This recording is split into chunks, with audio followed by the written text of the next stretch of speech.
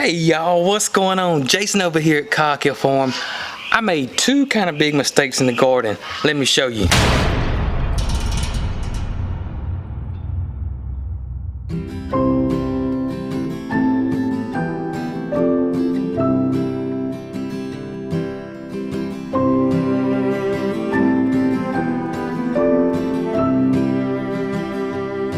Well, the smoke just settled down when you appeared.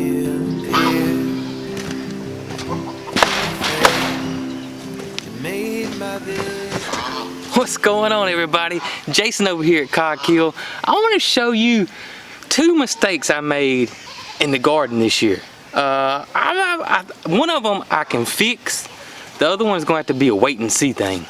I'm not some mastermind perfect gardener, I'm going to tell you that right now. And I do want to show you, when things, when I do make mistakes, maybe someone else can learn from my mistakes.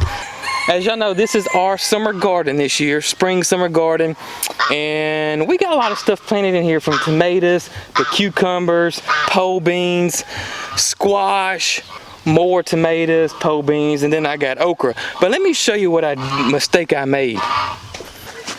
I planted a lot of things this year that I've never planted before, and that's thanks to Hall's Tool Company.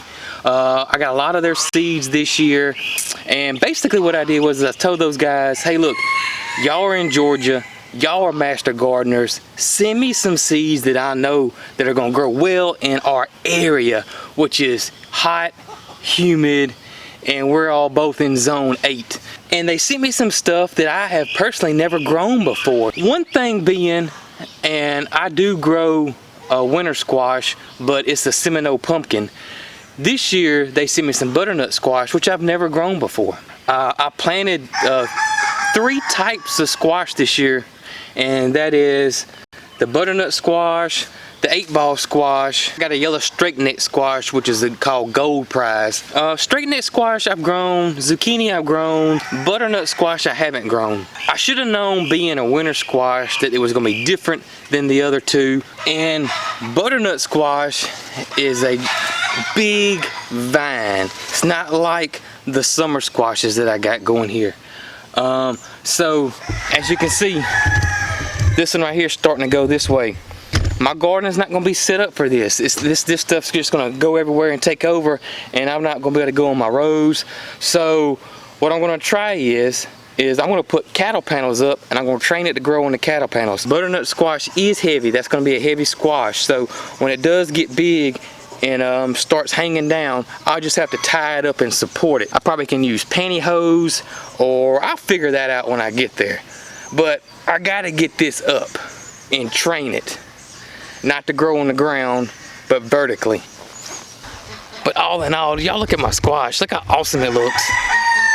It is looking wonderful. It's doing really, really, really great. This will be my second harvest.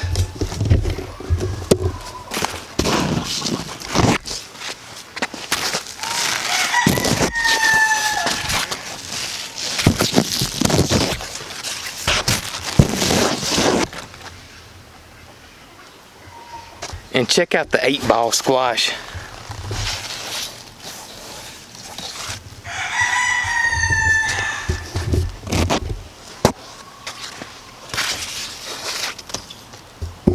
It's all looking great. And even the butternut squash, I mean, it's looking awesome. It's just still fixing to start vining and going everywhere, and I really don't want that. The tomatoes are looking really, really good. Matter of fact, me and Mary Carl actually tied up the tomatoes today. People are asking me, how is that going to work? And yeah, you just tie the tomatoes up on this cattle panel as they grow taller. And that's actually the second ones. Those are 2 weeks younger than these. Look at these. These are just going well. These are Belarusas and Sun Golds. So, but it's mostly Belarusas. But they're just looking so awesome. And everything's fixing to get sprayed with a fungicide. I'll do a video strictly on that later on. The rattlesnake pole beans, as you can see, are just going crazy. So let's see if we can fix this butternut squash up. And I may have to just pull one up. I mean, I hate to do that, but I may just have to do that because, I mean, it's it's gonna go crazy because I do plant Seminole pumpkins in here. They'll fill this whole garden up with pumpkins. And it is my fault. I should have researched it and not assumed, and I just assumed. So, but I'm gonna try to fix it.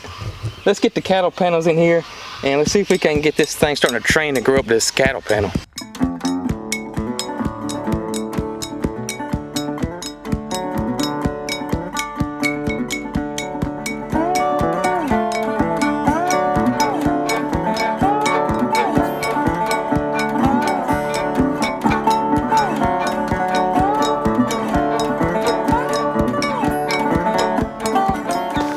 Alright, so got the trellis up, so I'm just gonna start training it to grow up this trellis.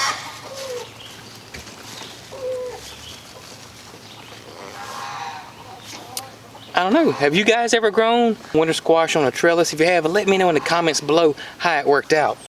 I know that the Seminole Indians down there in Florida grew the Seminole pumpkins up trees. So I'm hoping this may work the same way. The other mistake I think I've made this year is where I planted my okra. See, my garden is on a hill. It may not look like it where you can see this line right here. That's my ground. You can see how it's slanted. So my whole property is a hill. So my garden's on a hill, and I've never had an issue in years past really, but since we've had so much rain, since it's the lowest part of my garden, it's staying wetter than the rest of my garden. The rest of my garden is draining well. This is really sandy loam soil. This used to be a goat pen, and then I put a mess of compost in this thing all the time. Just over the years, I mean, it has become what it is, and which is really, really good soil. I think my okra may not like exactly where it is this year. And if it doesn't, I will remember that, I'll mark that, and then I'll know next year this area doesn't like okra. And with my garden, and especially since I'm limited to space in my garden, I'm always constantly trying new things. And if some things work, it's wonderful. If some things don't work, guess what? You know me, it's not the end of the world. We're gonna have dinner tonight, and we're gonna have, guess what? Squash.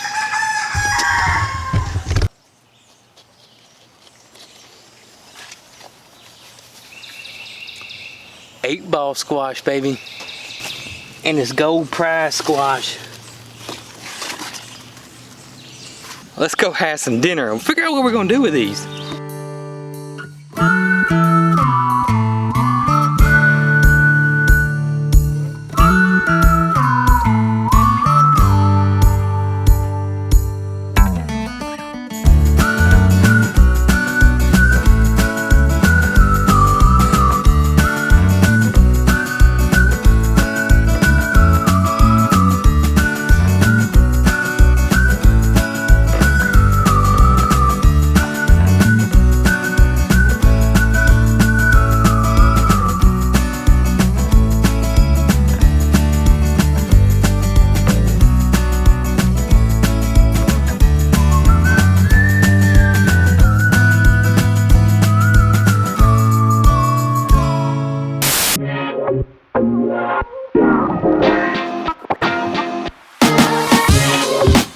Hey, I got a bunch of new t-shirts out. A lot of people have been asking about them, like this Eat Local shirt. If you're interested in any of my t-shirts or gear, check out this link right over here. If you're new to the channel, like what you see, hit that subscribe button right down below. Y'all be good.